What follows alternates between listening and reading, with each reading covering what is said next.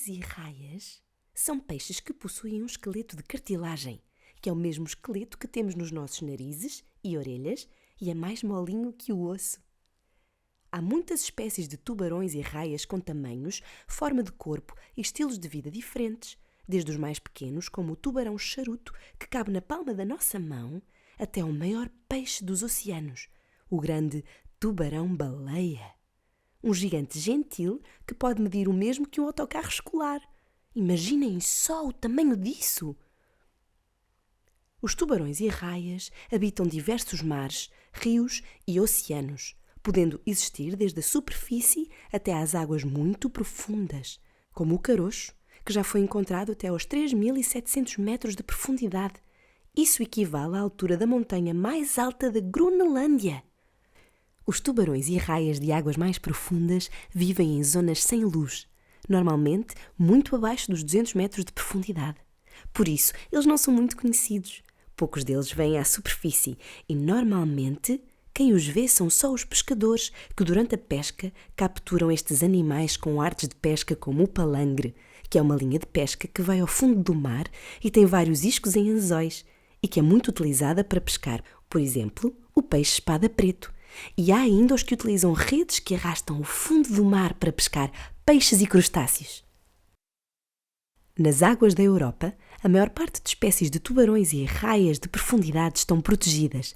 Alguns destes têm mesmo medidas de proteção muito restritivas, não podendo ser capturados nem vendidos.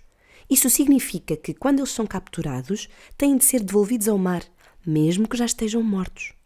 E porquê devolver animais ao mar mesmo que já estejam mortos? Não é um desperdício? Pode parecer esquisito, mas é difícil de se saber realmente o que acontece a bordo de uma embarcação.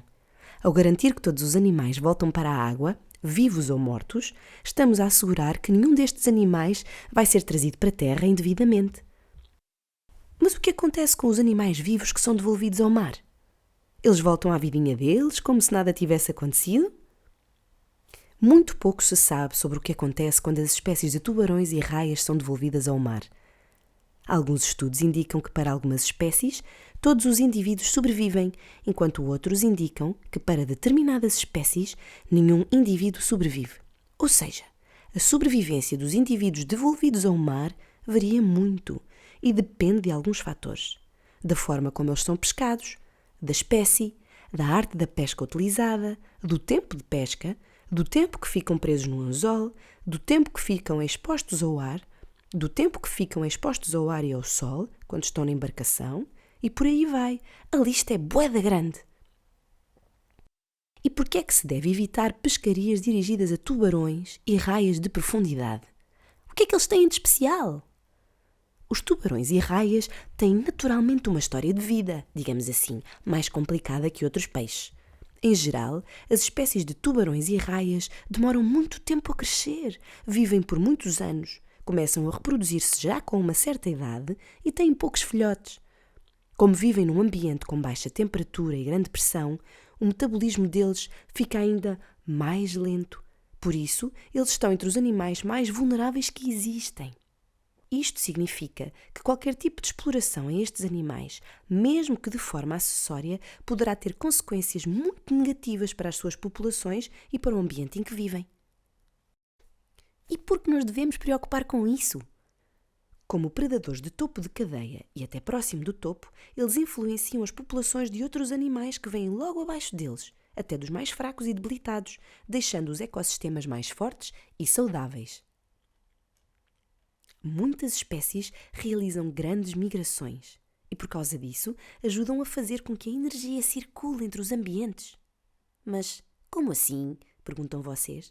Vejam bem. Vamos pensar nas nossas casas. Primeiro fazemos as refeições na sala ou na cozinha. Depois de nos alimentarmos, acontece a digestão. E depois de processarmos toda a comida, o que é que acontece? Onde é que vai parar o nosso cocó? Na sanita da casa de banho, não é verdade? Mas no mar não é bem assim. Lá não existem sanitas. Depois de um animal se alimentar, ele faz o seu cocó noutro sítio, porque eles estão sempre a nadar. E com isso, este cocó serve como fertilizante para aquela zona.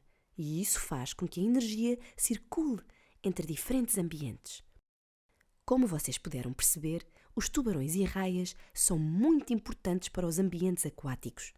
Mas apesar de parecerem fortes e invencíveis, ao mesmo tempo eles são frágeis e muito suscetíveis à exploração. Muitos estão mesmo ameaçados de extinção. E então, maltinha, o que acharam dos nossos amigos das profundezas? Bué da fixe, não é?